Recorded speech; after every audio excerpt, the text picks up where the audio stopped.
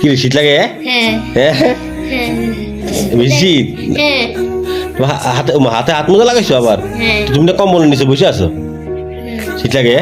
দেখি কয় টাকা দিছো দেখো তো।